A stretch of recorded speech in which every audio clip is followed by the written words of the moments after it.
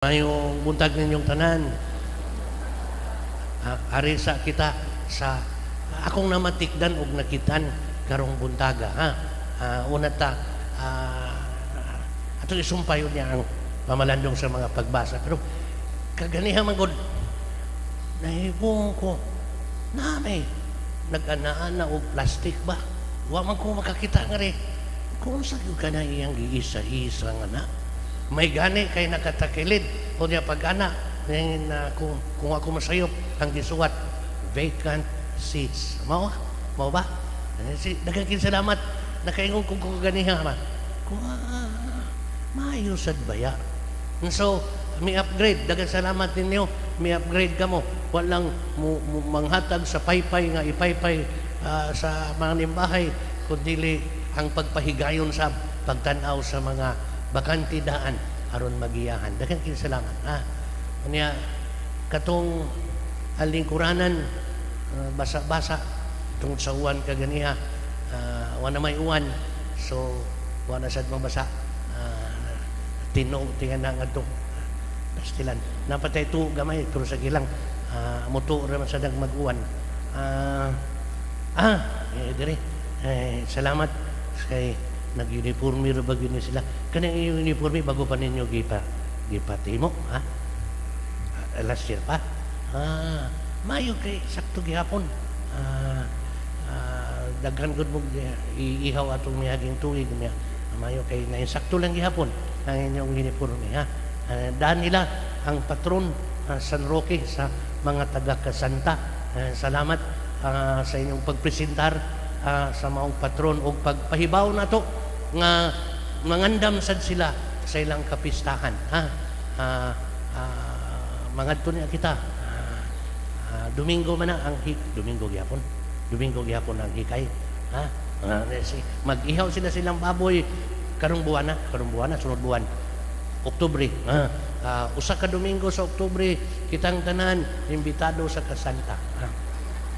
Salamat niya gikan nga ni iniguli nila sa ila dagi hapon nila ang ilang patron San Roque niya didto ilang ipasaka sa mga balay-balay sa ilang ginsakman sa ilang katilingban bitbit ug dala ang panalangin sa simbahan ang ato sang mga pag-ampo ang pag-ampo sa atong pagkasimbahan tanan kadait panagdait paring may lawas ang tanan nga ilang gikinahanglan aron makapadayon sila pagpahigayon sa nindot ug maayo sa gasa sa kinabuhi madangat unta sa mga balay sa kaigsuonan nga ilang sakan.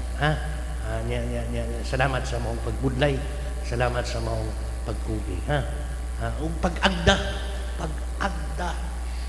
pastilan hinumdum ko sa akong apuhan niadto. Ang akong apuhan dili siya palipod-lipod kanang hangyo-hangyo ikaw pa'y way kasal, ikaw pa'y hangyoon magpakasal, di iyang kasaban maikito siya magpili ka lang paypay o payong manghapak ano nga magkay-kasal pastilan buhata sa na ninyo kung mabunalan ka mo inyo na ng problema pero sa inyong pag-ampo bitbit ninyo ang tinguha nga maayo unta ang ilang kahimtang pinahagi sa pagpahigayon sa nga maangkon nila labi na ang mga sakramento nga ilang ikinahanglan. Okay niya hambot isitoy limot ko sa ngan Lorena or Lorna hindi Lorna Lorena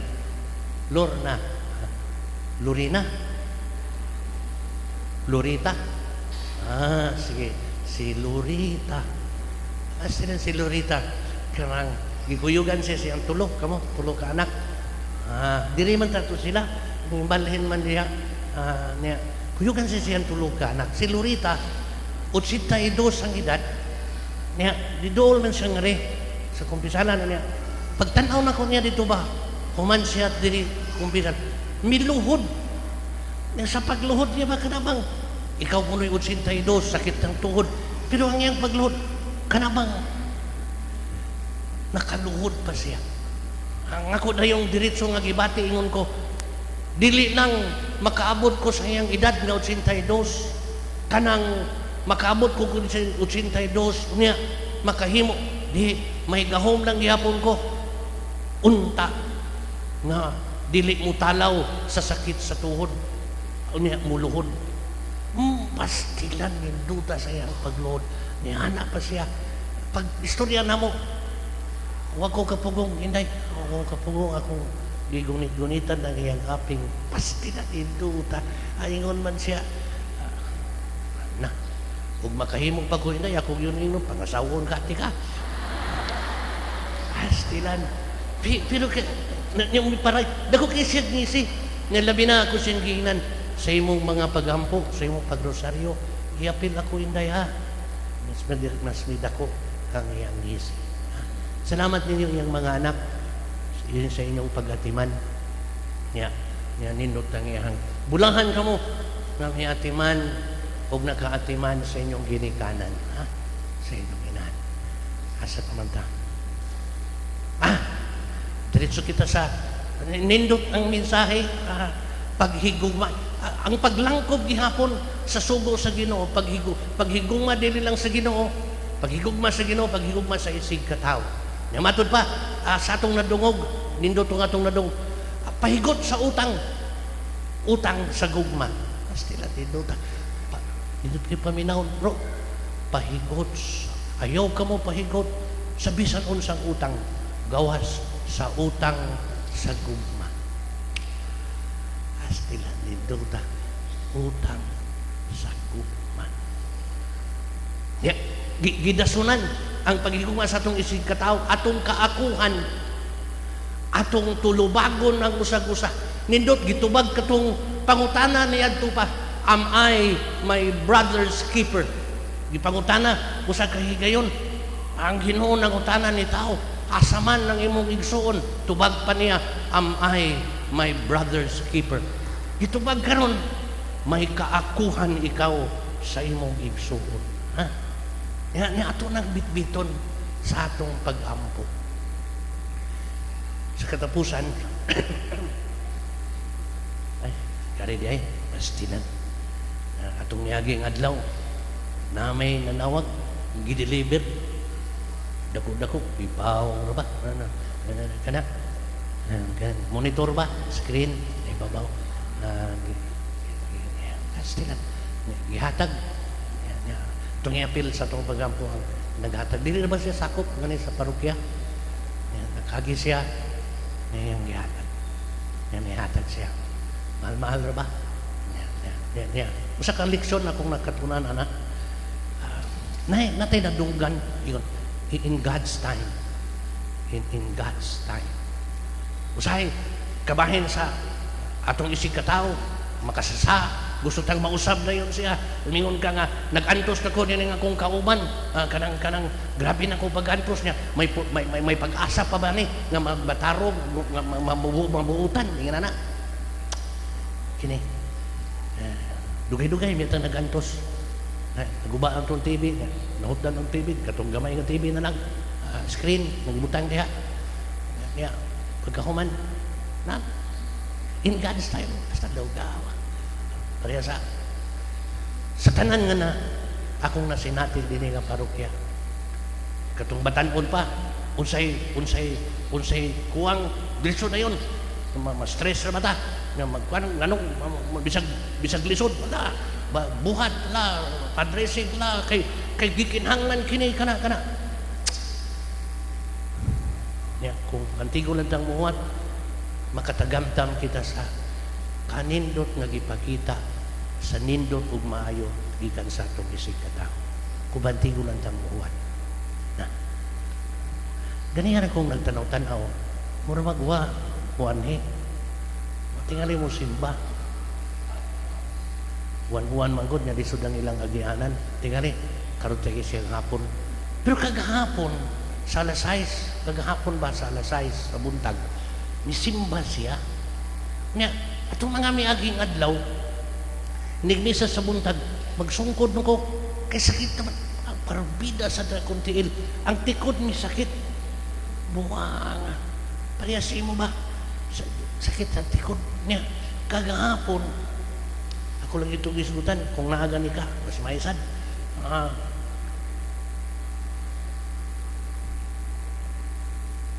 Na may diri naglingkod ginan. Pader, mutuo kag dakon gani, gabon. Ko, sa mangita niya ko gabon. Dugay na mamin istorya nga rin. Siya dito, naghuwat, kuman siya doon sa kauban. Pag human, na mo istorya, dugay-dugay na rin. Misugat siya o miduol. Tanaw ra. Na pagduol niya ingon siya, Pader, mutuo kag tuba-tuba. Ko basta na sa din kitik, diba? Tikod. Nga, hasta ang tikod panuhuton tingari. Kaya naman siya, tuba-tuba. Ko, ba, bisa gunsa, basta makaalib yun. Siya, sige Pader, kanang mangita ako kung tuba-tuba. Nanaw ha, nagpaabot siya kano sa may man istorya. Wa siya mag-isugilo. Niya pagkaman, nananggit pagin siya. Mutuo kag tuba-tuba. Tugawa ni Inday.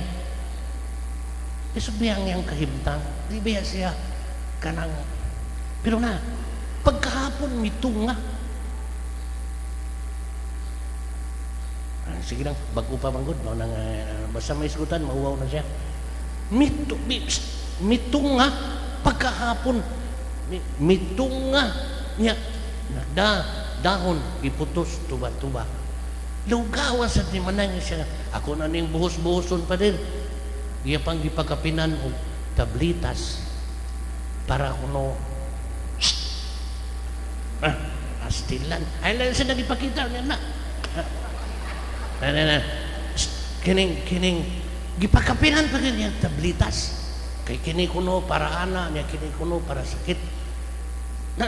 Natando ko kay lugawa. Tuba-tuba naman tayo mong sabot. Pagkapinan pa yung tablitas. Iya pa siya, buhos-buhoson na ginako ni Pader. Akong gipalitan sa doon, ipikasin. Para ipahid sa, kinibang ipahid sa daon para ipapilit. Lawgawa. Iko, inigdayong katog, akong buta, akong himuon. Wala. Dito ko spikas kapilya pagkagabi. Pagbalik na ko, pagani ko kapan. Diba nini? Wa pagay ko kapanghaplas, wa pagay ko kagamit sa tuba-tuba. Ang sakit sa tikod na nawala. Lawgawa. Suway. Basta lawgawa. Na, dili lang tanawa, wa lang sa siyang gihatag nga madapat. Nakaingon kung anong nawa man. Iko tingali, sukad kaganihang buntag. Ang iyang pag-ampo, ang iyang tinguha, ang iyang pagbudlay.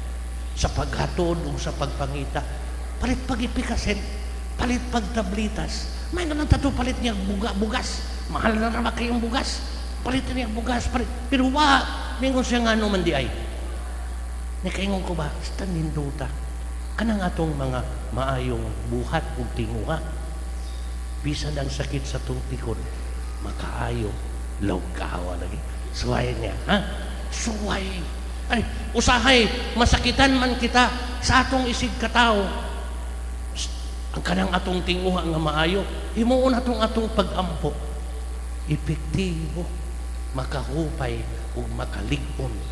Niya nga nanginahanglan sa imong pag-uban o sa imong paglikod. Suway.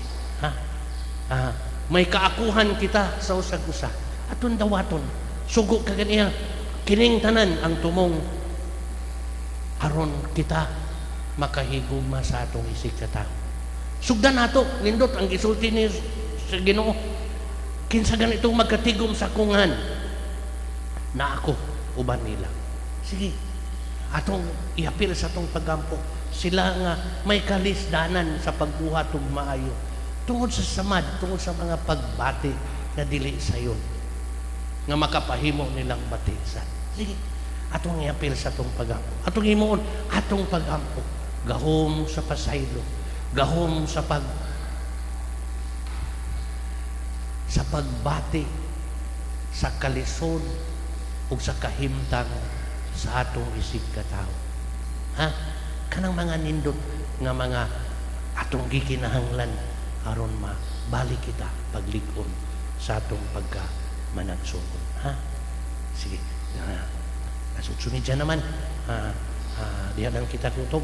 Niya, dapiton ko kamo dito kunta. Atong dito kon. Ang atong pag-ila sa atong pagkasimbahan. Ang gahom sa atong pagkasimbahan. Ang gahom sa paghigugma sa usa-usa. Nindot palihog.